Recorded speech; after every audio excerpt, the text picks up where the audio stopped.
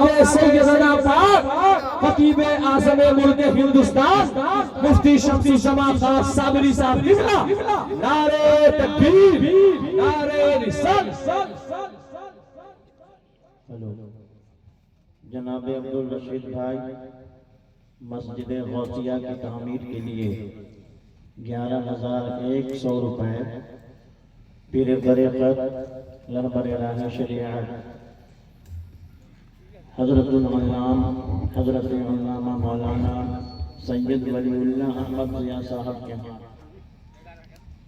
دینا چاہتے ہیں، دیے ہیں۔ عبدالرشید بھائی جہاں کہیں بھی آ جائیں حضرت سے مصافحہ کر لیں اور وہ خود کو لے کر کے آئے ہیں۔ الحمدللہ رب العالمین والعاقبۃ للمتقین والصلاة والسلام علی رسولہ الکریم۔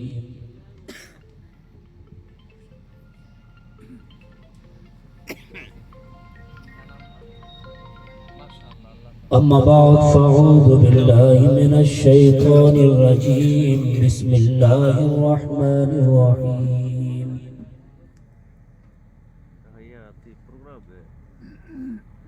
اقرأ باسم ربک الذی خلق خلق الانسان من علق صدق اللہ مولانا العظیم وصدق رسولہ النبی الامین المکین الکریم ونحن على ذلك لمن الشاهدين والشاكرين والحمد لله رب العالمين۔ سلام محبت قبول ہو، السلام علیکم ورحمۃ اللہ وبرکاتہ۔ جی لگا کر درود شریف کا نغمہ پیش کریں۔ اللہم صلی علی سیدنا شفیعنا و مولانا محمد وبارک وسلم۔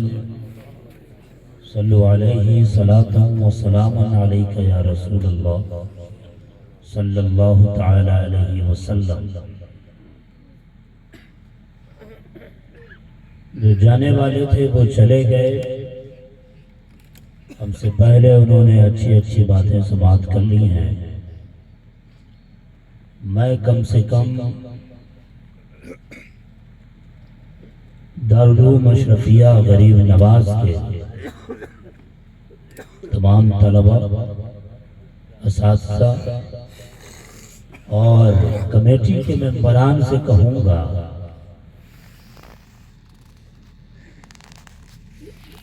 دل جمعی کے ساتھ بیٹھ کر سماعت کیجیے۔ اگر چلے گئے ہوں تو وہ آ جائیں۔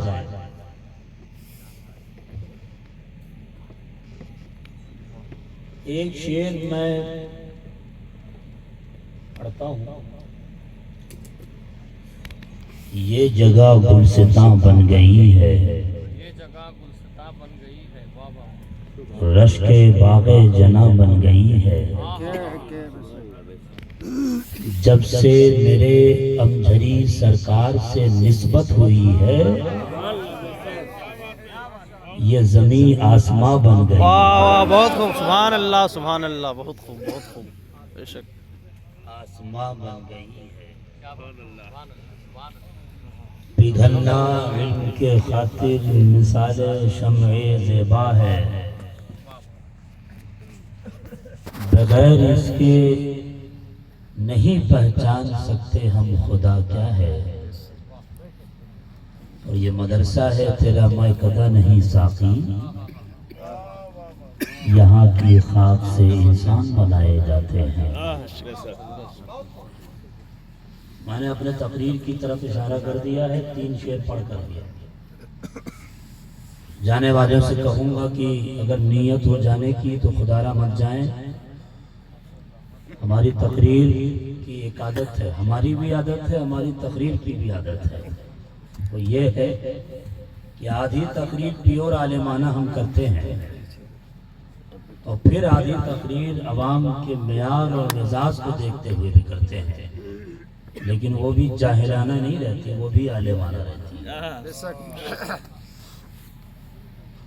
ہم اس جلسے کو کامیاب سمجھتے ہیں کہ جلسے میں 50 نعرے نہیں بلکہ سننے والے کم سے کم 100 میں سے 10 لوگ یہ عہد کر کے اٹھیں کہ ہم بھی اپنے شہزادے کو حافظ قرآن بنائیں گے. بے شک بے شک. اور یہ جو خطیب خطاب کر رہا ہے میرا بیٹا بھی ایسا ہی خطیب ہوگا، ایسا ہی مبلغ ہوگا. اگر کسی جلسے سے یہ عہد ہو تو میں شمس الزمان خان صابری اسی جلسے کو کامیاب خوب سمجھتا ہوں. شان علی غیابی صاحب نے بہترین لب و لہجے میں سنایا، میں اس جلسے کو کامیاب زیادہ سمجھتا ہوں جس جلسے میں سننے والے یہ عہد کر لیں کہ میں بھی اپنے بیٹے کو شان علی غیابی جیسا شاعر بناؤں گا. ایک بے نام کو اعجاز نسب مل جائے، کاش مداح پیغمبر کا لقب مل جائے. میں بھی اپنے فرزند کو مداح پیغمبر بناؤں گا. جلسے سے یہ عہد ہونا چاہیے، قطعی آپ دل و دماغ سے نکال دیں. اور سب سے پہلی چیز تو سن لیجئے آپ، یہ جلسہ ناجائز نہیں، یہ جائز ہے. نعرے تکبیر، اللہ اکبر. محبت سے نعرے رسالت، مسلک اعلی حضرت زندہ باد، فیضان سیدنا پاک زندہ باد. ہائے ہائے ہائے. آپ جلسے کے لغوی معنی پہ غور کریں، اصطلاحی معنی پہ غور کریں تو آپ کو وہ حدیث یاد آئے گی. میرے نبی نے ارشاد فرمایا، لا یقعد قوم الا یذکرون اللہ. کوئی قوم بیٹھتی نہیں ہے مگر یہ کہ اللہ کے ذکر کے لیے. اب اس کا صحیح اور سلیس ترجمہ کروں تو یہ کہ جو قوم اللہ کے ذکر کے لیے بیٹھتی ہے فرشتے اسے اپنی آغوش میں لے لیتے ہیں، سبحان اللہ. رحمت اسے ڈھانپ لیتی ہے. اور یہی نہیں، سکینہ اس پر نازل ہوتا ہے. اور پھر یہی نہیں، جو قوم اللہ کے ذکر کے لیے بیٹھتی ہے تو جب اکٹھا ہو کر اللہ کا ذکر کرتی ہے تو حدیث یہ کہتی ہے اسی وقت اسی لمحے میں اللہ بھی فرشتوں کی جھرمٹ میں اپنے اس بندے کو یاد کر رہا ہوتا ہے. تو جو قوم اللہ کے ذکر کے لیے بیٹھتی ہے اسی بیٹھنے کو ہم اپنی اصطلاح میں جلسہ کہتے ہیں. ہاں، لیکن جلسے کو بامقصد بنانا چاہیے. موضوع بھی متعین ہو، وقت بھی متعین ہو، اور جلسہ کسی لمحے میں فضولیات کی طرف نہ جائے بلکہ ہر لمحے میں کامیابی کی طرف بڑھتا جائے. ایسا جلسہ جو کہے ناجائز اس کے علم پہ بھی ہمیں شک ہو جائے گا. صحابہ کی تاریخ اٹھا کے دیکھیں، انبیاء کرام کی تاریخ اٹھا کے دیکھیں، آپ تابعین کی اٹھا کے دیکھیں. یہ واضح و نصیحت کا سلسلہ رکا نہیں، شکلیں بدلتی چلی گئی ہیں. اور ہاں، آج ہماری تقریر کو آپ سن لیجئے. آپ یہ کہیے گا بات کہ جلسے کے بعد بھی کہ ایسی تقریر ہونی چاہیے اور ایسا جلسہ ہفتے میں ایک ضرور ہونا چاہیے تاکہ لوگوں کے علم میں اضافہ ہو، معاملات میں اضافہ ہو. جلسے کو گھومنے پھرنے کی کا اڈا نہیں بنانا چاہیے. یہ جلسہ گھومنے کی جگہ نہیں ہے کہ چلو انجوائے کر لیتے ہیں. اگر آپ نے انجوائے کے لیے جلسہ کیا، نام و نمود کے لیے جلسہ کیا ہے تو پھر آپ اس خطرے کے زمرے میں آ بھی سکتے ہیں. آپ نام و نمود کے لیے نہیں. میں تو اب اکثر یہ کہا کرتا ہوں، صاحب میں بھی سناؤں گا آپ کو تقریر کہ پہلے جب جلسے ہوا کرتے تھے بزرگوں کے دور میں، اگر کوئی غیر مسلم بازو کی جلسے کے پنڈال کے بازو سے گزر جاتا اور 5 منٹ ٹھہر کے جلسہ سن لیتا، وہ کلمہ پڑھ کے اسلام لے آتا. ان کے جد امجد کی تاریخ پڑھیں آپ، داؤد نگر کی تاریخ ہو یا پھر امجد شریف کی تاریخ ہو، پڑھیں بزرگوں کی تاریخ آپ. یہ وہ ہستیاں تھیں جو جلسہ ایسا کیا کرتی تھی کہ اگر غیر مسلم گزر جائے اور سن لے ان کی باتوں کو تو کلمہ پڑھ کے اسلام لے آتا تھا. مگر آج غیر مسلم کی تو باتیں چھوڑیے صاحب، میں اپنے لوگوں کی بات کرتا ہوں. پورے جلسے میں بیٹھے رہتے ہیں مگر اپنوں کے اخلاق میں بدلاؤ نہیں آتا ہے، تہذیب بدلتی نہیں ہے، تمدن میں انقلاب نہیں آتا ہے. کیا وجہ ہے؟ میں سمجھتا ہوں فقط ایک وجہ یہ ہے کہ جلسے کو ہم نے بے مقصد بنا دیا ہے، جلسے کو ہم نے گھومنے پھرنے کی جگہ بنا دی ہے۔ صاحب یہ جلسہ جو اشرفیہ غریب نواز کے ماتحت ہو رہا ہے، یہ بامقصد جلسہ ہے۔ بڑے غور سے اس جلسے کو سنیے آپ۔ قرآن کی آیت پڑھی میں نے، سب سے پہلی وہی ہے، دستار بندی والے دستار حفظ میں دستار کے ساتھ بندی نہیں لگاتا۔ ہاں بندی کیوں لگاؤں صاحب؟ کوئی سہارنپور سے آگے نہ بڑھ جائے۔ دستار کے ساتھ حفظ لگاتا ہوں، دستار حفظ بولنا چاہیے، دستار قرت بولنا چاہیے، دستار عالمیت بولنا چاہیے۔ بندی بندی کیا ہے؟ بندیوں سے اللہ بچائے، ہر طرح کی بندی سے۔ اب سنیے مسکرا چکے۔ عیسیٰ علیہ السلام کے بعد تقریباً رحمت للعالمین کانفرنس ہے، رحمت عالم کانفرنس، تو یہ موضوع بنا کے آیا تھا، مگر سیدی کے ساتھ سفر کرنے کا پہلی بار اتفاق ہوا۔ میں تو دعا کرتا ہوں اللہ ایسا سفر مہینے میں ہر روز دے، کم سے کم 2-4 دے، کہ آلِ رسول کی صحبت تو ملے، یہ نہیں کہ جلسہ ملے، آلِ رسول کی صحبت ملے۔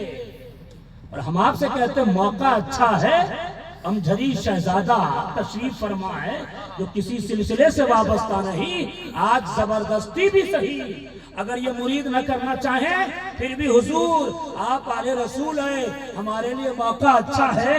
میں یہ چاہتا ہوں کہ غوث اعظم کے شہزادے کے ہاتھ میں اپنا ہاتھ دے دوں۔ جو کسی سلسلے سے مرید نہیں، اسے آج چاہیے کہ آج اچھا موقع ہے، یہ دستار حفظ و قرت کے موقع سے آلِ رسول تشریف لائے ہیں۔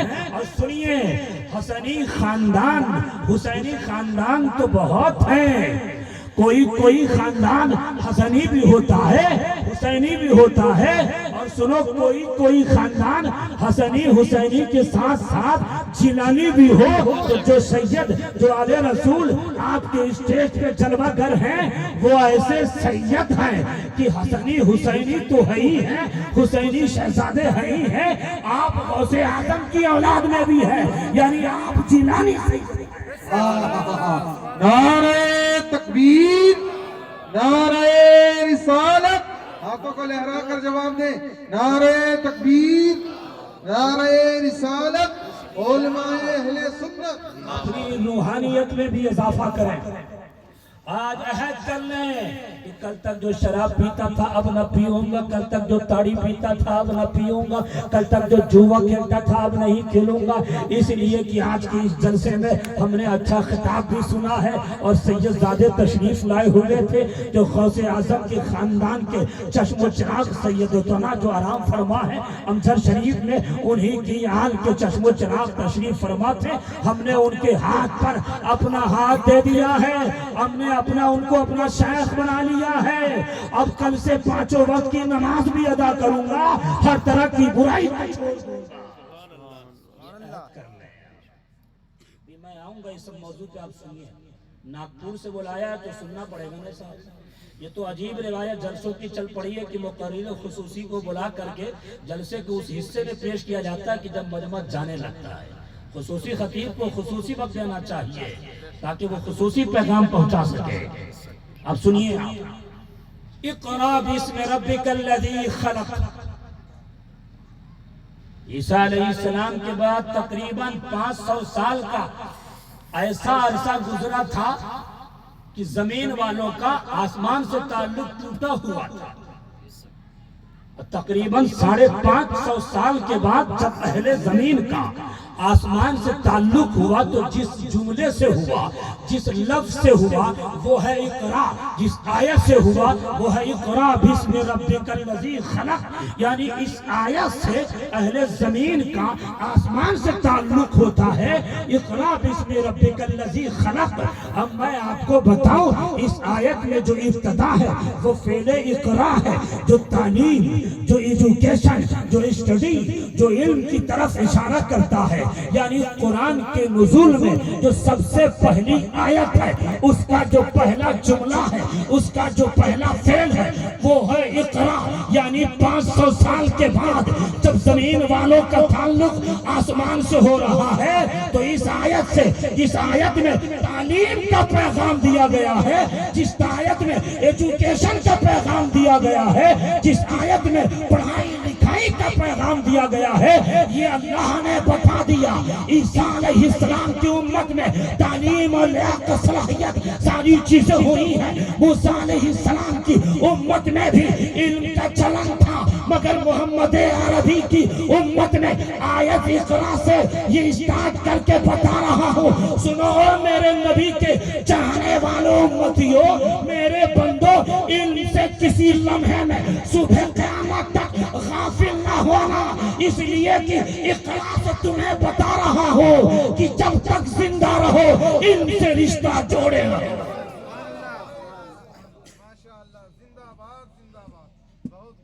میں اس مزاج کا خطیب بھی نہیں کہ آپ نعرہ لگاؤ یا واہ واہ کرتے رہو، آپ سنجیدگی سے سنتے چلے جاؤ۔ اقرا سے ہوا۔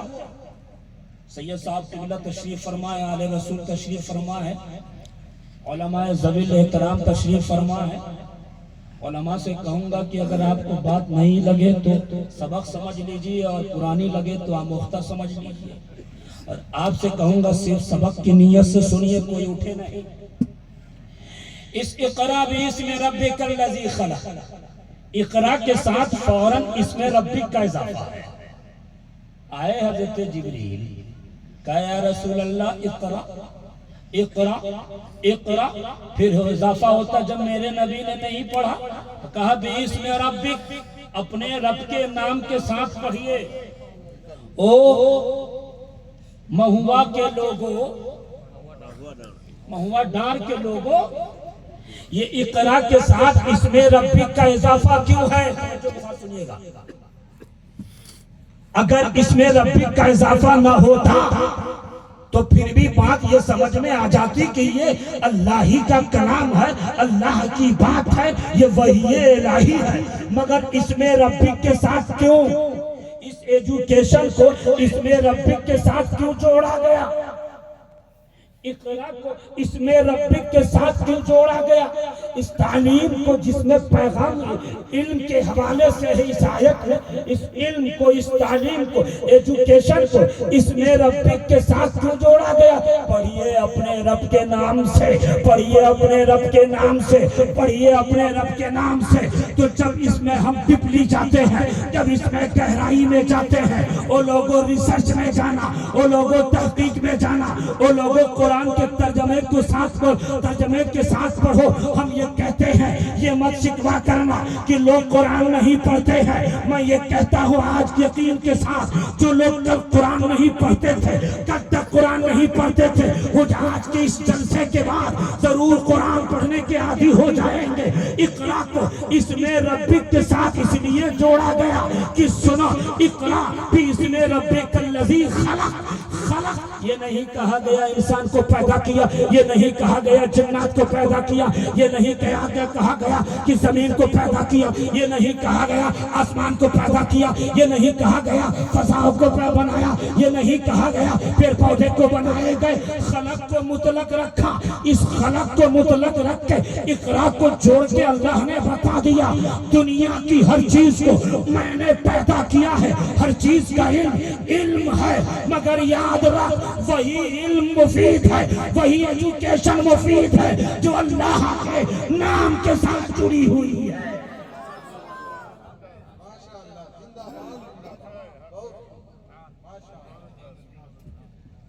کتنے لوگوں کو بات سمجھ میں آ رہی ہے؟ ذرا اس ٹھنڈ میں ہاتھ اٹھا دیں۔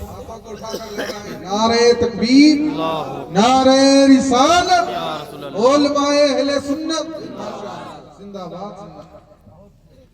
اس اقرا کو توجہ رہے، اسم ربک کے ساتھ جوڑا گیا، یہ جوڑ کے اللہ نے بتا دیا کہ اس کائنات میں سائنس کا بھی علم ہے، اس کائنات میں ٹیکنالوجی کا علم ہوگا، اس کائنات میں میتھ کا علم ہوگا، اس کائنات میں زمین حیاتیات کا علم ہوگا، اس کائنات میں نفسیات کا علم ہوگا، اس کائنات میں سیاسیات کا علم ہوگا، مگر یاد رکھ وہی علم مفید ہے جو जो रब के नाम के साथ जुड़ी हुई है, मैं यकीन से कह सकता हूँ ये अशरफिया गरीब नवाज में जो तालीम दी जाती है उसका ताल्लुक अल्लाह उसके रसूल से है। इसलिए कहता हूँ कि वही तालीम मुफीद है। क्या मतलब? कुरान का इल्म मुफीद है, हदीस का इल्म मुफीद है। जो बच्चे हाफिज कुरान है वो इल्म मुफीद हासिल कर रहे हैं।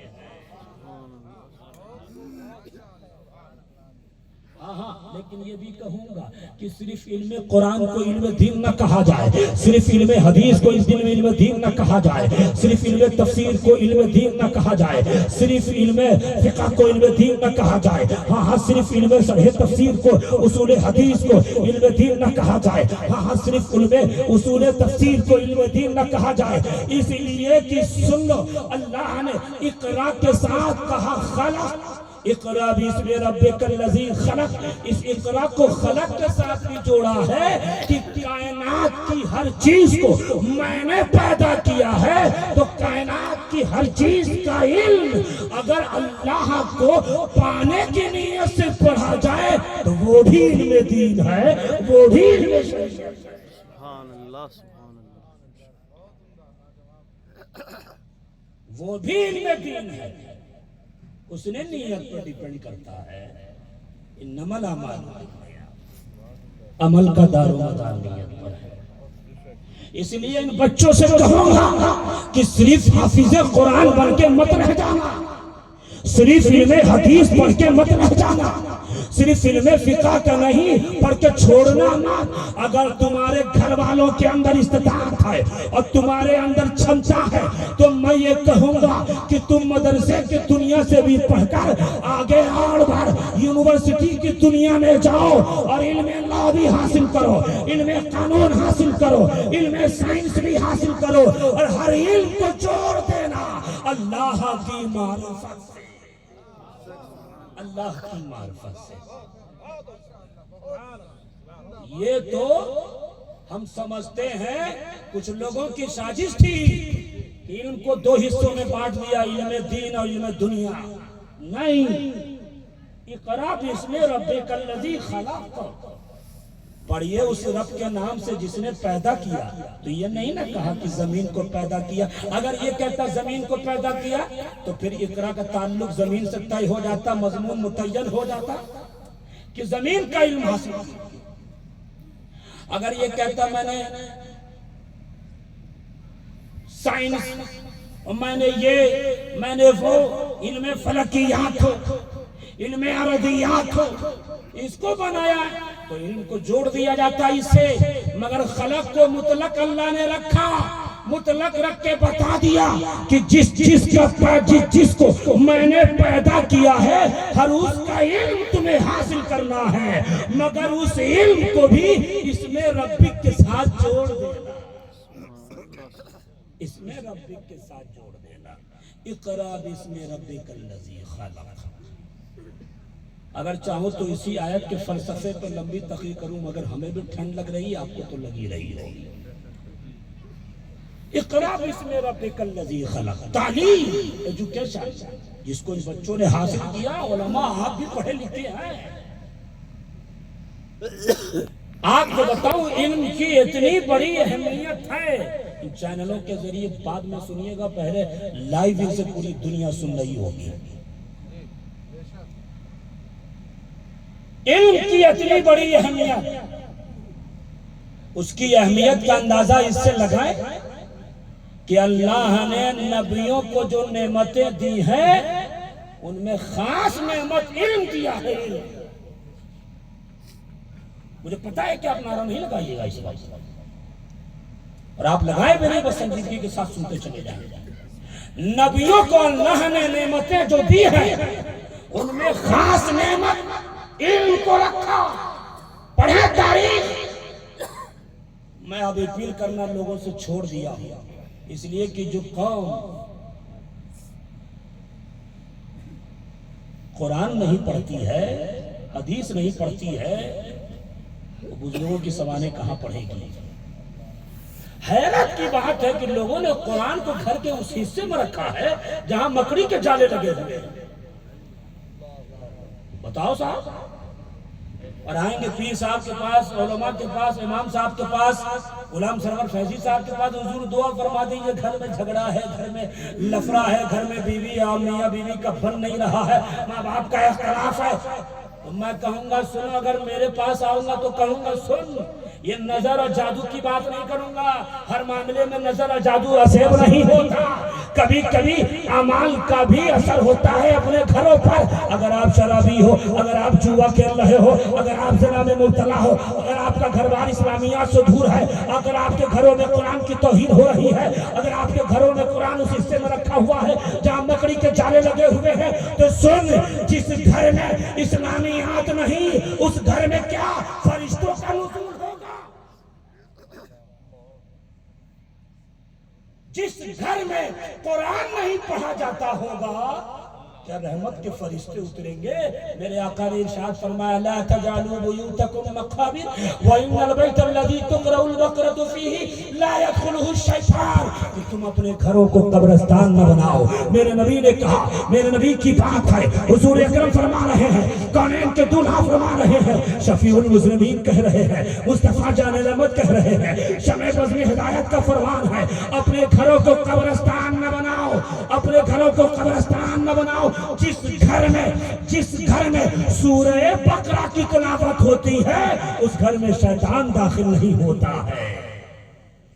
اس کا مطلب یہ ہے کہ جس گھر میں شیطان داخل ہوتا اسی گھر میں بے امنی ہوتی ہے, جس گھر میں بے خان شیطان داخل ہوتا ہے اسی گھر میں بے چینی ہوتی ہے, جس گھر میں شیطان داخل رہتا ہے اسی گھر کے پیسوں میں برکت نہیں ہوتی ہے, اور جس گھر میں سورہ بقرہ کی تلاوت ہوتی ہے اس گھر میں شیطان داخل نہیں ہوتا.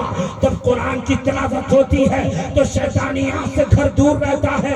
اور لوگوں, جب قرآن کی ایک سورت سورہ بقرہ کا علم یہ ہے کہ جب گھروں میں پڑھا جائے تو گھر سے شیطان دور ہوتا ہے, برکتوں کا نزول ہوتا ہے. تو جب سورہ بقرہ پڑھنے پر رحمتوں کا یہ عالم ہے, تو جس گھر میں پورے قرآن کی تلاوت ہوتی ہوگی اس گھر کے رونق کا عالم کیا ہوگا.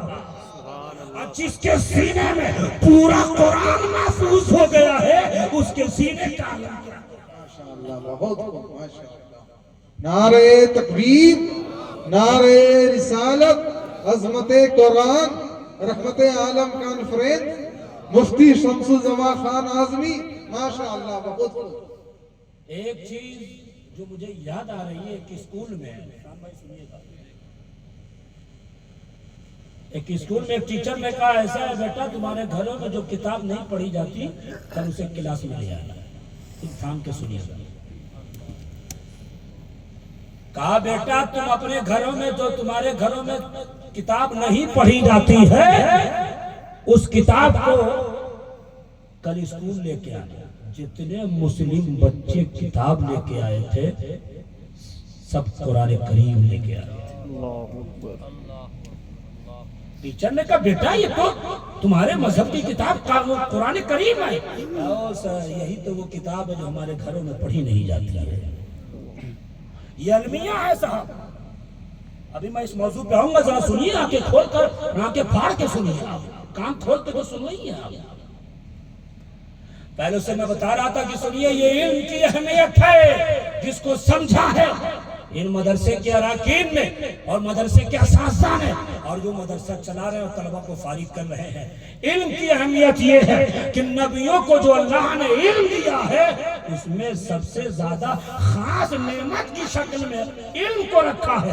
حضرت آدم علیہ السلام نے فرشتوں پہ فضیلت دی. قرآن میں اللہ نے کہا انبئونی باسماء ہؤلاء ان کنتم صادقین. یہ علم ہی ہے جس کی بنیاد پر آدم علیہ السلام کو فرشتوں پہ فوقیت دی گئی ہے, فرشتوں پر فضیلت دی گئی ہے. ہاں دیکھیں, تاریخ اٹھا کے پڑھیں آپ, قرآن اٹھا کے پڑھیں. حضرت یوسف علیہ السلام ہے, اللہ نے کہا یوسف यूसुफ अलैहिस्सलाम को नेमतें दी है, उसमें खास नेमत जो रखा है वो सुनिए। वलम्मा बलगा अशुद्धहु आतैना हुक्म व इल्मा, इल्म पे तवज्जो रखें, व इल्मा। हजरत मूसा कलीमुल्लाह है, अल्लाह ने फरमाया वलम्मा बलगा अशुद्धहु वस्तवा आतैना हुक्म व इल्मा, इल्म पे तवज्जो दें। हजरत दाऊद अलैहिस्सलाम है, कहा व कुल्लन आतैना हुक्म व इल्मा। हजरत ईसा रूहुल्लाह है, अल्लाह ने कहा व इज़ अल्लमतुकल किताब व इज़ अल्लमतुकल किताब व इज़ अल्लमतुकल किताब वल हिकमा व इज़ अल्लमतुकल किताब। और जब मेरे नबी को दिया है, नेमतें दी है, जब कौनैन के दुल्हा को नेमतें दी है, जब शफीउल मुज़निमीन को नेमतें दी है,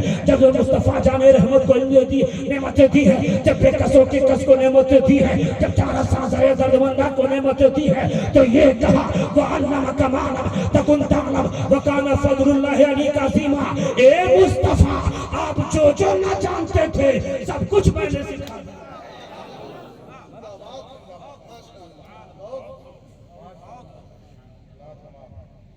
इल्म तमाम नेमतों में सबसे अहम इल्म नबियों को दिया, और जिसे आप फरामोश कर बैठे हो, जिसे आप तवज्जो नहीं दे रहे हो, हर चीज का इल्म अगर मार्फते रब की नीयत से सीखा जाए वो भी इल्म दीन है, मगर खास तौर से इल्म कुरान, इल्म हदीस, हिफ्ज़े कुरान, तफसीर का इल्म, और इन बच्चों ने जो अपने सीने में बसाया है, ये वो इल्म है जो बराह रास्त इसमें रब्बिक के साथ जुड़ी हुई है। यहाँ पे मुझे एक बात याद आती है, इजाजत है कह दूं, हाथ उठा दे तो कह दूं। हम एक जलसे में गए, हमारे एक दोस्त थे, उन्होंने उनके दो फर्जंद, सुनिएगा गौर से सुनिएगा साहब, एक बेटे को स्कूल में रखा और एक बेटे को मदरसे में रखा, एक बेटे को स्कूल में रखा और एक बेटे को मदरसे में रखा। और बच्चा जो मदरसे में रखा वो हाफिज़ कुरान बन के आया, जिसको स्कूल में रखा वो भी 4 साल पढ़ के आया, वो जाता था पढ़ता था। एक दिन उसके बाप ने अपने दोनों बच्चे से पूछा, बच्चों है में इजाफा होगा, अभी आऊंगा। दोनों बेटे से पूछा, मेरे बेटो तुम ये बताओ, तुम स्कूल गए थे, 4 साल तुमने पढ़ाई की, हमने तुम्हारे बैग का खर्चा उठाया, हमने तुम्हारे यूनिफॉर्म का खर्चा उठाया, हमने तुम्हारे लिबास का खर्चा उठाया, हमने तुम्हारे सिलेबस का निसाब का खर्चा उठाया, किताबों का खर्चा उठाया। ए बेटा बता, 4 साल में हमें क्या दिया है? वो मदरसे को हकारत की नजर से देखने वालों, वो मदरसे में पढ़ने वाले तलबा को छोटी निगाहों से देखने वालों, इस बाप ने अपने उस बच्चे से पूछा, बेटा ये बता क्या 4 साल में पढ़ के दे रहे हो? तो उस बच्चे ने कहा, पापा जी हम 4 साल में पहले तो नर्सरी, LKG, UKG पढ़ के आए हैं, 4 साल में यहाँ तक पहुँचे हैं। हम ABCD बोलना जान गए, हम कैट बोलना जान गए, हम रैट बोलना जान गए, हम बैट बोलना जान गए, हम बॉल बोलना जान गए। हाँ मेरे पापा, इससे ज्यादा मैंने अब तक कुछ नहीं सीखा, 4 साल में फकत इतना सीखा है, इतना सीखा है। तब इसका बाप अपने उस बच्चे की तरफ आता है जिसको भोता समझकर मदरसे में रखा था, जिसको कुंज जहन समझ के मदरसे में दे दिया था, और कहा, ए बेटा हमने तुम्हारे लिबास का खर्चा ना उठाया, हमने तुम्हारे लिबास का खर्चा ना उठाया, हमने तुम्हारी किताबों का भी खर्चा ना उठाया, हमने तुम्हारे मदरसे की खुराकी का भी खर्चा ना उठाया, मगर ए बेटा ये 4 साल में कैट बैट बोल रहा है, इसने ये दिया है। तुमने 4 साल में हमें क्या दिया? तो मदरसे में अशरफिया गरीब नवाज जैसे इदारे में पढ़ने वाला बच्चा तड़प के बोल उठा, ए पापा मैंने 4 साल में अल्लाह की उस कलाम को, जो दुनिया की तमाम किताबों में अफजल है, जो तमाम आसमानी किताबों में अफजल है, उसे सीने में बसा लिया है। मेरे अली ने फरमाया, हाँ मुश्किल कुशा ने फरमाया, फातिह खैबर ने फरमाया, खैबर शिकन ने फरमाया कि जो बच्चा हाफिज़ कुरान बनता है, उस पर अमल करता है, तो अगर उसका बाप अपने अमल की वजह से जहन्नमी हो गया होगा, तो हिफ्ज़ कुरान की बरकत से अल्लाह उसके बाप को जहन्नम से जन्नती बना देता है। ए मेरे वालिद, हमने आपको इस 4 साल में जन्नती बना दिया है। सुभान अल्लाह, सुभान अल्लाह, बहुत खूब, बहुत खूब। मदरसा और स्कूल में कंपैरिजन मैं नहीं करता, उस इल्म को भी सीखा जाए, मगर इस इल्म को छोटी निगाहों से नहीं। अरे ये वो तलबा हैं जो चलते हैं। एक साहब ने मुझसे कहा था, अरे शमसुज्जमा खान साबरी, ये सुनो नागपुर से आए हो, मुजफ्फरपुर तुम्हारा घर है, ये बता अगर मैंने अपने बेटे को कलाम जैसा बनाया तो मेरा बेटा जब चलेगा तो फर्श मखमल बिछाया जाएगा, मेरा बेटा जब चलेगा तो फिर फर्श बिछाए जाएंगे, कालीन बिछाया जाएगा, मेरा बेटा गवर्नर बन जाएगा तो कालीन बिछाया जाएगा। मैंने कहा सुन, बनना चाहिए, बनाना भी चाहिए, मगर तुमने क्या समझा? अरे मदरसे में पढ़ने वाले बच्चे तुम्हारे कालीन के मोहताज नहीं, ये जब चलते हैं अल्लाह कहता है फरिश्ते सुनो, ये मदरसे के तलबा चल रहे हैं, तुम अपने परों को इनके नीचे बिछा दो, तुम्हें कालीन मुबारक हो, मदरसे के बच्चे को फरिश्तों का पर मुबारक। इसलिए हकारत से नहीं, वो भी सीखो, ये भी सीखो, और ये तो जरूरी है साहब, ये तो जरूरी है। अभी मैं आगे आऊंगा आहिस्ता आहिस्ता, ये तो जरूरी है। मुझे वो हदीस याद आती है, इजाजत है पढ़ तवज्जो के साथ सुनिएगा। अन कसीर इब्न क़ैस قال كنت جالسا عند ابي الدرداء في مسجد دمشق فاتاه رجل فقال يا ابا الدرداء اتيتك من المدينه مدينه الرسول صلى الله عليه وسلم لحديث بلغني انك تحدث به، ایک حدیث کے لیے میں آپ کے پاس آیا ہوں۔ ان کثیر ابن قیس راوی ہیں، حضرت ابو دردہ کہتے ہیں وہ جو شخص ملنے آیا تھا میں مدینہ سے آپ کے پاس صرف ایک حدیث کی سند لینے آیا ہوں۔ سنیے گا، اٹھیے گا نہیں۔ تو حضرت ابو دردہ کہتے ہیں فما جہاد کا غیر، فما جہاد کسی چیز کی وجہ سے آئے ہو؟ قال لا، نہیں۔ قال ولا جہاد کا غیر، اور کسی کام سے آئے ہوگے؟ نہیں۔ تو حضرت ابو دردہ کہتے ہیں قال سنو انی سمعت رسول اللہ صلی اللہ علیہ وسلم یقول من سلک طریقا یلتمس فیہ علما سہل اللہ له طریقا فی الجنہ وان الملائکۃ لتضع اجنحۃ لسان طالب العلم وان طالب العلم یستغفر له من فی السماوات ومن فی الارض حتى الحيتان في البحر وان فضل العلماء على العابد كفضل القمر على سائر الكواكب ان العلماء ورثة الانبیاء ان العلماء ورثة الانبیاء انما الانبیاء لم يورثوا دینارا ودرہما انما لم يورثوا دینارا ودرہما۔ سنو میرے آقا کی حدیث سنو، حضرت کثیر بن قیس فرماتے ہیں ایک شخص مسجد مدینہ شریف سے دمشق آیا تھا حضرت ابو دردہ کے پاس۔ حضرت ابو دردہ سے کہا میں اتنی دور سے صرف ایک حدیث لینے آیا ہوں، اگر دور سے مدرسے میں علم قرآن سیکھنے کے لیے بھیجا جائے تو یہ غلط نہیں ہے۔ علم سیکھنا ہو تو چاہے جہاں جانا پڑے وہاں جا کے علم سیکھنا چاہیے، یہ نبی کی تعلیم ہے، اسی پر عمل ہو رہا ہے۔ کہا حضرت ابو دردہ نے لگتا ہے اتنی دور سے کسی کام کے لیے آئے ہو؟ کہا نہیں، صرف اس حدیث کی سند سننے کے لیے آیا ہوں۔ کہا اور بھی کوئی کام ہو سکتا ہے؟ کہا نہیں۔ تو کہا سنو میرے نبی نے کہا جو شخص علم کے لیے نکلتا ہے، راستہ اختیار کرتا ہے، وہ طالب علم کے لیے اللہ جنت کے راستے آسان فرما دیتا ہے۔ بہت خوب، سبحان اللہ۔ کہا سنیے صرف جنت کا راستہ نہیں، کہا فرشتے اپنا پر بچھاتے ہیں پر، اور میرے نبی نے یہ بھی بتا دیا۔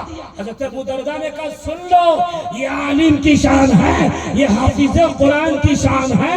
کیا فرمایا کہ سمندر کی ساری مچھلیاں ان عالموں کے لیے دعائے مغفرت کرتی رہتی ہیں۔ سبحان اللہ۔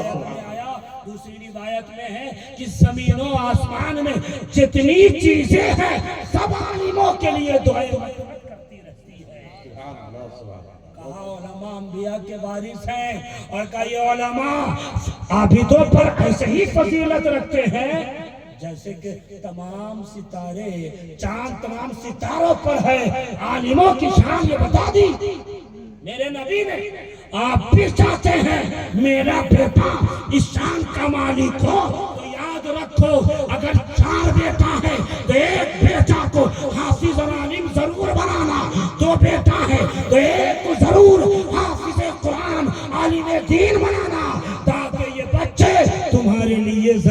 نجات بن جائے۔ اور جب یہ طلبہ پڑھنے کے لیے نکلتے ہیں تو آقا کریم نے ارشاد فرمایا کہ جب تک گھر نہیں لوٹ جاتے یہ طلبہ اللہ کی راہ میں ہے، یہ طلبہ اللہ کی راہ میں ہے، یہ علم کی شان ہے، یہ علم حاصل کرنے والوں کی شان ہے۔ مگر وہ لوگوں کیوں اس علم سے غفلت برتے ہوئے ہو، کیوں اپنے آپ کو دوری بنائے ہوئے ہو؟ اتنی دوری مسلمانوں نے بنا لی کہ میں حضرت نے مجھے اشارہ کیا تھا بتانے کے لیے، اس لیے میں بتا رہا ہوں، سن لیجیے۔ مسلمانوں نے علم سے اپنے آپ کو اتنا دور رکھا کہ میٹرک پڑھ کے جری کا کام سیکھنے والے یہ چلے جاتے ہیں، فوراً کام سیکھنے والے مسلمانوں سن لیجئے، تو فتویٰ نہیں دے رہا ہوں، آپ کو خون بھی بیچنا پڑے تو بیچ کے اپنے بچوں کو پڑھائیے، خوب پڑھائیے۔ یہ کیا سوچ رکھا ہے کہ 10 کلاس پڑھاؤ پھر چلے جائے گا؟ نہیں، خوب اپنے بچوں کو تعلیم دیجیے صاحب۔ 2011 میں سچر کمیٹی، آپ نے بڑا نام سنا ہوگا، منموہن سنگھ نے ایک کمیٹی تیار کی تھی، 2011 کی بات کر رہا ہوں۔ اس کمیٹی میں ایک شخص کو متعین کیا تھا اور کہا تھا کہ تم ہندوستان بھر میں، دنیا بھر میں مسلمانوں کا تعلیمی معاملہ، سیاسی معاملہ، سماجی معاملہ یہ کیا ہے، اس کی 1% تیار کر کے لے کے آؤ۔ مسلمان پڑھنے لکھنے میں کتنے آگے ہیں؟ 2011 کی رپورٹ سنانا، خون کے آنسو روئیے گا اور پھر سوچیے گا جلسے کو بھی ہم نے گھومنے پھرنے کی جگہ بنا دیا، کچھ سیکھنے کے موڈ میں نہیں بیٹھتے۔ سنیے، جب وہ کمیٹی بیٹھی اور جس شخص کو منموہن سنگھ نے فکس کیا تھا کہ تم مسلمانوں کے پڑھائی لکھائی کا جائزہ لے کے ہمارے پاس ایک لسٹ پیش کرو، اس نے پیش کیا تھا۔ اس نے کہا تھا کہ پوری دنیا کے مسلمانوں نے، ابھی انڈیا کی بات نہیں ہو رہی، پوری دنیا میں مسلمان صرف 60% پڑھے لکھے ہیں، باقی 40% جاہل ہیں۔ لگائیے نعرے، لگائیے، کوئی لگائیں گے؟ ہنگامہ نہیں صاحب، اپنے دل و دماغ میں ہنگامہ پیدا کرو کہ اپنے بچوں کو پڑھانا ہے اور خوب پڑھانا ہے۔ اس نے کہا تھا کہ دنیا میں پوری دنیا کے مسلمانوں کا تعلیمی فیصد یہ ہے، شرع خواندگی یہ ہے کہ صرف 60% پڑھے لکھے، باقی 40 جو ہے وہ جاہل ہے، وہ گوار ہے۔ اس نے ایک بات یہ بھی کہی تھی حضرت، یہ جو مسلمان سوچ لیں کہ 60% پڑھے لکھے باقی 40% جاہل ہیں تو سب ہائی کوالیفائی ہوں گے۔ اس نے کہا تھا نہیں، 60% جو پوری دنیا میں، ہندوستان کی بات نہیں کرتا ہوں، پوری دنیا میں مسلمان 60% پڑھے لکھے ہیں اور 40% جاہل ہیں، تو 60% ایسا نہیں کہ بہت ہائی کوالیفائی ہے۔ اس نے کہا تھا اس میں صرف 4.4 ہی ہائی تعلیم یافتہ لوگ ہیں، باقی سب کے سب بیسک ہیں۔ اس کا جائزہ خود اپنے گاؤں محلے سے لے لیجیے آپ کہ بیٹا جہاں میٹرک پاس کیا، انٹر پاس کیا، یا جہاں مدرسے میں حفظ قرآن کیا، جاؤ کمانے امامت کرو یا پھر کمانے بھیج دیا، کما کے کھلاؤ۔ بیسک تعلیم جانتے ہیں، ہائی کوالیفائی صرف 4.4 جانتے ہیں۔ نوجوانوں کان کھول کے سنو، مدرسے میں صرف حافظ قرآن بن کے آپ پھر گھومنے چلے گئے اور سوچو ہم نقیب بن جائیں، خطیب بن جائیں؟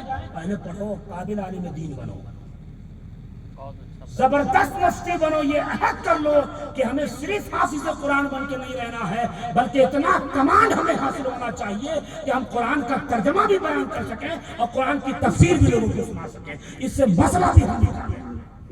ہمارا مقصد صرف مقرر بننا نہیں ہے، ہم بہترین خطیب عالم بن جائیں، تقریر تو خود بخود جو بولو گے وہی تقریر ہے، جو بولو گے۔ اس لیے پیارے ذرا کان کھول کے سنو، 4.4 ہی ہائی فائی تعلیم جانتے ہیں، اس کے علاوہ سب بیسک۔ اب سنیے، اس نے ہندوستان کے لیے کہا، ہندوستان میں ہم نے مجموعی طور پر جو شرع خواندگی دیکھی ہے، چاہے مسلم ہو، چاہے ہندو ہو، چاہے بدھسٹ ہو، چاہے جین ہو، چاہے سکھ ہو، چاہے عیسائی ہو، اس نے کہا کہ سب کے میں نے تعلیمی حال کا جائزہ لیا۔ جتنے کمیونٹی کے لوگ مسلمان ہندوستان میں جیتے ہیں، سب کی مجموعی تعداد جو پڑھنے لکھنے کی ہے وہ صرف اور صرف 65% ہے۔ باقی ہندوستانی عوام جاہل ہے. کہ اس 65% میں سب سے ہائی فیصدی جو پڑھنے لکھنے کی ہے وہ ہندوستان میں جین برادری کی ہے. جین 94% پڑھے لکھے ہیں. کتنے بھائی؟ جس قوم کا آغاز اقرا سے ہوا ہو وہی قوم پیچھے ہے. اور جلسوں میں جب تک لطیفے باز تقریر نہ ملے تب تک مزہ کہاں ہے؟ کیا سوچ رکھے ہو؟ عالمانہ تقریر سننے کے عادی بنو اور عالمانہ مزاج بنائیں. آپ لوگ خانقاہی مزاج بنائیں, صوفیانہ قلب رکھیں اپنے پاس اور کچھ کر گزرنے کا جذبہ اپنے اندر پیدا کریں. اس نے کہا تھا کہ جین برادری ہندوستان میں 2011 کی رپورٹ 94% پڑھے لکھے ہیں اور بدھسٹ 72% پڑھے لکھے ہیں. کہا سنیے, سکھ جو ہے 79% پڑھے لکھے ہیں. ہندو جو ہے 65% پڑھے لکھے ہیں اس ملک میں. سب سے نیچلا درجہ جو فیصدی پڑھنے کا وہ کس کا تھا پتا ہے؟ اس نے کہا تھا کہ مسلمان صرف اور صرف 59% پڑھے لکھے ہیں, باقی سب ہندوستان میں جاہل ہیں. اور 59% میں بھی اگر مسلمان یہ سوچ لے کہ میں ہائی تعلیم یافتہ ہوں تو ایسا نہیں. ہندوستان میں بھی صرف 4.4 ہی لوگ ہائی فائی ہیں. کوئی جج ہے, کوئی وکیل ہے, اور مذہبی تعلیم میں کوئی مفتی ہے, کوئی بہت بڑا علامہ ہے, باقی سب بیسک جانتے ہیں. اس نے ایک بات یہ بھی کہی تھی کہ اگر مسلمان یہ سوچ لے کہ ہمیں اسکولی اور کالج کی دنیا میں ٹیسٹ نہیں, ہم تو مذہبی تعلیم زیادہ جانتے ہیں, تو اس نے اس کی بھی رپورٹ پیش کر دی. کہا مسلمان اگر یہ سوچے تو سن لیجئے, یہ کہے مذہبی تعلیم ہم زیادہ جانتے ہیں تو کہا اس کی فیصد یہ ہے کہ مسلمان مذہبی تعلیم کے معاملے میں بھی صرف 4.4 ہی ہائی فائی تعلیم یافتہ ہے. کہ کوئی مفتی ہے, کوئی بہت بڑا علامہ ہے, ورنہ اکثر تو ایسے ہیں کہ صحیح سے قرآن پڑھنا نہیں جانتے ہیں, نازلہ پڑھنا صحیح سے نہیں جانتے ہیں. ارے یہ کتاب تو ہمارے لیے نازل ہوئی ہے بھائی, اور ہمیں اس کو بھول بیٹھے ہیں, نازلہ پڑھنا صحیح سے نہیں جانتے ہیں. اس نے کہا تھا کہ برا مت مانیے گا میں بولنے جا رہا ہوں, اس نے کہا تھا سچر کمیٹی کی رپورٹ میں کہ مسلمانوں کا پڑھنے لکھنے کے معاملے میں ہندوستان میں کہیں کہیں دلت سے بہتر ہے اور کہیں کہیں دلت سے بدتر ہے. کہاں سوئے ہو پیارے؟ خوب پڑھو, خوب تعلیم حاصل کرو, جس شعبے کا ہو اس شعبے کا علم حاصل کرو, اور ہر شعبے کے علم کو جوڑو اللہ کی معرفت سے, معرفت رب سے جوڑ دو. اور یاد رکھو, ان بچوں کے لیے کہنا چاہوں گا کہ تم کسرے شان کے شکار مت ہونا, احساس کمتری کے شکار مت ہونا. تم نے اپنے سینے میں حفظ قرآن کی دولت کو رکھا ہے. مجھے ایک حدیث یاد آتی ہے, میرے نبی نے ارشاد فرمایا ان الذی لیس فی جوفہ شیء من القرآن کالبیت الخریب, کہ جس کے سینے میں, جس کے پیٹ میں قرآن میں سے کچھ نہیں وہ گھر ویران گھر کی طرح ہے. جس کا سینہ, جس کے پیٹ میں قرآن میں سے کچھ نہیں ہے وہ ویران گھر کی طرح ہے. اس حدیث کا مفہوم مخالف یہ بھی نکل کے آتا ہے, اس کا مطلب یہ بھی ہے کہ جس کے سینے میں اگر 3 آیت موجود ہے, اگر جس کے سینے میں قرآن کی 3 سورت موجود ہے تو اس کا سینہ ویران گھر کی طرح نہیں ہے, اس کا سینہ آباد ہے, آباد. تو جس کے سینے میں 1 سورت ہو, جس کے سینے میں 2 سورت ہو, جس کے سینے میں 3 سورت ہو تو اس کا سینہ آباد ہے, آباد. تو جس کے سینے میں 30 پارے موجود ہیں اس کے سینے کا عالم کیا ہوگا؟ جس کے سینے میں مکمل قرآن موجود ہے اس کے سینے کا عالم کیا ہوگا؟ اور جس کے سینے میں حفظ قرآن کے ساتھ ساتھ علم قرآن بھی موجود ہے اس کے سینے کا عالم کیا ہوگا؟ نعرہ تکبیر, نعرہ رسالت, نعرہ رسالت, مسلک اعلی حضرت, نعرہ تکبیر, نعرہ رسالت. سبحان اللہ, سبحان. دنیا میں ارے جسے آپ جزدان میں لپیٹ کے رکھے ہو وہ کتاب ایسی ہے جو دنیا میں سب سے زیادہ پڑھی جاتی ہے، اور وہ کتاب ایسی ہے جسے اشرفیہ غریب نواز میں پڑھایا جاتا ہے، وہ سارے کے دلوں پر حکومت کرتی ہے۔ یعنی قرآن کی یہ خصوصیت ہے، یہ خصوصیات میں ہے، دنیا کی کوئی کتاب ایسی نہیں ہے جو دلوں پہ حکومت کرتی ہو، جو دلوں پہ اثر کرتی ہو۔ تاریخ اٹھا کے دیکھو، حضرت عمر فاروق ہے، قرآن کی آیت سنے اسلام لے آتے ہیں، حضرت طفیل ہے، قرآن کی آیت سنتے ہیں اسلام قبول کرتے ہیں۔ دنیا کی کوئی کتاب نہیں ہے، یہ فقط قرآن کا اعجاز ہے جو سب سے زیادہ دلوں پہ اثر کرتی ہے۔ جیسا بھی کافر ہو، جیسا بھی غیر مسلم ہو، جیسا بھی قرآن کا مخالف ہو، قرآن کو سن لیتا تھا، اسلام قبول کر لیتا تھا۔ قرآن سب سے زیادہ دلوں پہ اثر کرتی ہے۔ پڑھو تو صحیح، بچوں کو پڑھاؤ تو صحیح، ان مدرسوں میں علماء کے پاس بھیجو تو صحیح۔ یہ وہ کتاب ہے جو سب سے زیادہ یاد کرنے میں آسان سے آسان تر ہے۔ دنیا میں کوئی کتاب نہیں ہے جسے یاد کرنا آسان ہو۔ فزکس کی بک اٹھا کے دیکھ لو، انگلش کی کوئی بک اٹھا کے دیکھ لو، یاد کرنا لفظ بائی لفظ مشکل ہے، مگر قرآن ایک ایسی کتاب ہے جسے یاد کرنا سب سے آسان ہے۔ یہ اللہ نے کہا وَلَقَدْ يَسَّرْنَا الْقُرْآنَ لِلذِّكْرِ فَهَلْ مِن مُدَّكِرٍ، یہ یاد کرنے میں سب سے آسان ہے۔ اس لیے دیکھ، یہ بچہ 15 سال کا ہے، وہ بچہ 20 سال کا ہے، وہ بچہ 18 سال کا ہے۔ اتنی کم عمری میں جس قرآن کو تم کھولو گے تو زبر زیر پیش کو دیکھو، دماغ گھوم جائے گا۔ آیتوں کی مشابہات تو دیکھو، اللہ اکبر۔ اس پورے قرآن کو ان بچوں نے اپنے سینے میں محفوظ کر لیا۔ کیا مطلب؟ یہ فقط واحد کتاب قرآن ہے جو سب سے زیادہ یاد کرنے میں آسان ہے۔ سبحان اللہ، سبحان اللہ، بہت۔ لیکن میں آپ کو ایک میسج دینا چاہوں گا کہ یہ لوگ کچھ لوگوں نے سوچ لیا ہے نا کہ میں اپنے بچے کو جب 30 پارہ یاد کرانے کا موڈ ہو تبھی حافظ قرآن بناؤں گا، تبھی مدرسے میں بھیجوں گا۔ میں کہوں گا وہ لوگوں یہ ضروری نہیں، بلکہ یہ ضروری ہے کہ آپ حافظ قرآن بنیں، آپ کے شرف کی بات ہے، آپ کے بچوں کی شرف کی بات ہے، مگر کم سے کم اگر 30 پارہ یاد کرنے کا وقت نہیں ہے تو قرآن کے 5 پارے تو یاد کر لو، قرآن کی 25 سورت تو یاد کر لو، قرآن کے 10 پارے تو یاد کر لو، قرآن کی کچھ ایسی سورتیں یاد کر لو۔ میں نے اپنی تقریر میں کہا تھا اتنا وقت نہیں تو اتنا وقت تو ضرور ہے کہ جب شب معراج کا موقع آئے تو سورہ نجم کی تفسیر پڑھ لو، سورہ بنی اسرائیل کی تفسیر پڑھ لو۔ جب موقع آئے، جیسا موقع آئے، اگر رحمت عالم کی بات ہے اجازت مل جاتی تو رحمت للعالمین پہ خطاب کرتا تو وما ارسلناک الا رحمت للعالمین کی تفسیر پڑھ ڈالو۔ اتنا تو ہو سکتا ہے، کیا اتنا بھی نہیں ہو سکتا؟ ارے جو قرآن ہمارے لیے ہے اسے آپ سجا کے رکھتے ہو، اسے آپ پڑھ نہیں سکتے؟ اتنی طاقت بھی نہیں ہے؟ میں کہوں گا ہاں اتنی طاقت ہے، آپ پڑھ سکتے ہیں، بس شرط ہے کہ شیطان نے جو ڈیرا ڈنٹا ڈال رکھا ہے اس کو پھینکا جائے، اس کو اتروایا جائے، چاہے جھاڑ کے ذریعے چاہے پھونک کے ذریعے، قرآن پڑھا جائے۔